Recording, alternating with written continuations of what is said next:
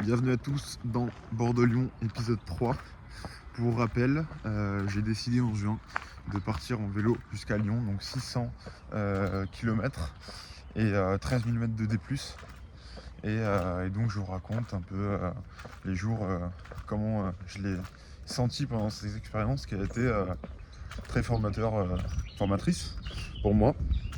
Je voulais vous parler du jour où je me suis fait héberger. Donc, troisième jour après le départ, je commence à faiblir mentalement pendant quelques instants, mais ça va. Je fais 35 km, mais je galère parce que c'est que de la montée, j'ai pas de réseau, c'est la galère. Et à midi, je vais appeler mon père, pas de connexion, rien. Du coup, je fais quoi? Petit village de 30 habitants, perdu dans la montagne. Et là, je demande à une femme si je peux juste charger mon téléphone. Au final, je suis resté 1h30 chez elle. Elle m'a donné à manger, à boire. Il y avait leurs enfants qui étaient super sympas. Et puis je me suis posé dans leur véranda. J'ai fait des appels à ma famille, etc. Et puis je suis reparti vers 14h. Et je tombe sur une descente de 11 km. Et là, je me dis, putain, quelle aubaine. Et donc je pédale pas pendant 11 km. Donc ça dure bien une demi-heure. Et puis j'arrive en bas, dans une ville qui s'appelle Meymac. Et je commence à avoir mal au genou. Comme une tendinite sur le côté, je me sens pas très bien, ça me fait mal. Et là par contre, je commence vraiment à péter un câble. Et en fait, il y a eu 2 demi-heures depuis que je suis parti où j'ai faibli. Et là, ouais, j'étais pas très bien. Donc, qu'est-ce que je fais?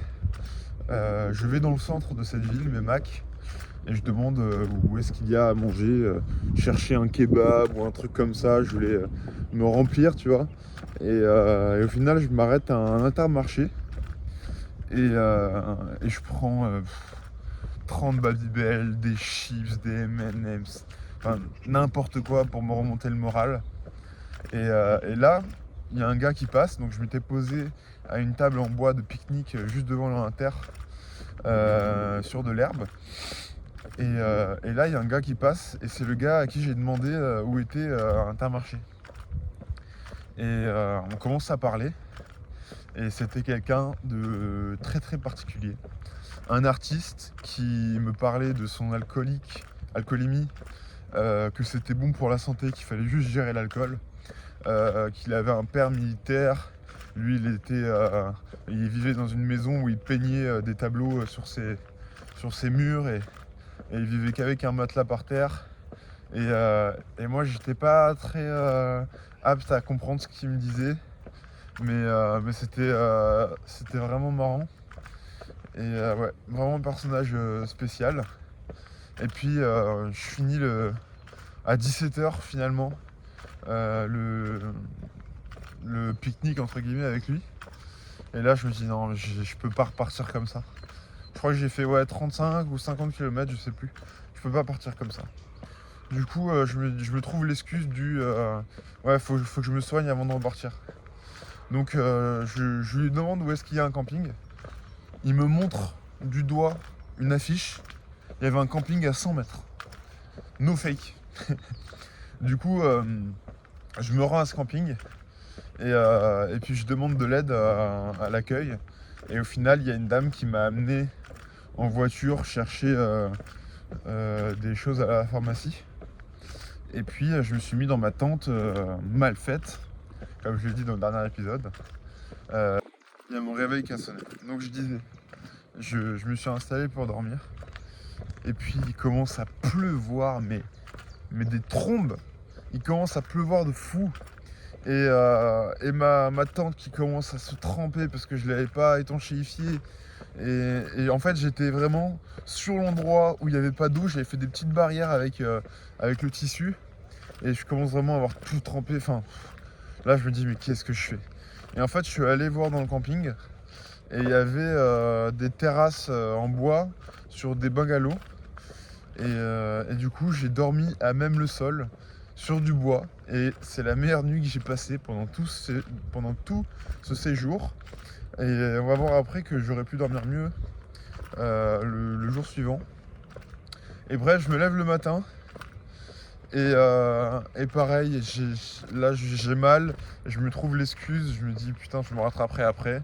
À ce moment-là il me restait 250 km, donc j'étais qu'à la moitié et on rentrait dans le 4e jour. Donc je me suis dit là si je fais que 30 bornes aujourd'hui, il faudra que je fasse 220 km en 3 jours, ça va être tendu. Et donc avant de partir, je m'arrête à un bar, j'y vais à 8h et je vais y rester jusqu'à 13h. On m'a payé des coups, j'ai parlé, j'ai pris au moins 5-6 cafés, 3 jus d'orange, des trucs à manger, etc. Et j'ai vraiment passé un bon moment à parler avec tout le monde. En fait, quand tu as cet accoutrement-là avec tes affaires et tout, et que tu es dans cette adrénaline d'aventurier, tout le monde te parle et toi tu parles à tout le monde. Et ça c'est génial. C'est juste pour ça j'ai envie de refaire des trucs comme ça. Et après je suis parti. Je suis arrivé le soir à Merlines. Vous pouvez regarder sur les cartes, hein, le Mac Merlines par rapport à Bordeaux. Je cherche un hébergement. Je me dis ok ce soir je dors chez quelqu'un. Donc je commence à demander à quelqu'un. On me dit ah regardez là-bas il y a un resto où il y a des gens sympas et tout. J'y vais, ils me disent ouais il n'y a pas de douche, fumeur de bédo, tout ça. Bon je flemme. Et au final je me dis bon je vais au camping, ça sera plus simple, je cherche, j'en avais un dans la ville, très bien. Et j'arrive au camping, il y a une maison à ma droite avant de rentrer. Et là j'entends t'étais pas à Memac ce matin? Je fais si, pourquoi?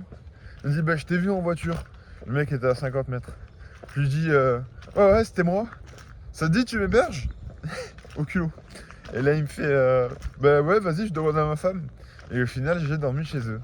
Écoutez, ils m'ont fait une machine à laver, ils ont fait sécher mes vêtements, ils m'ont présenté leur enfant qui venait de naître.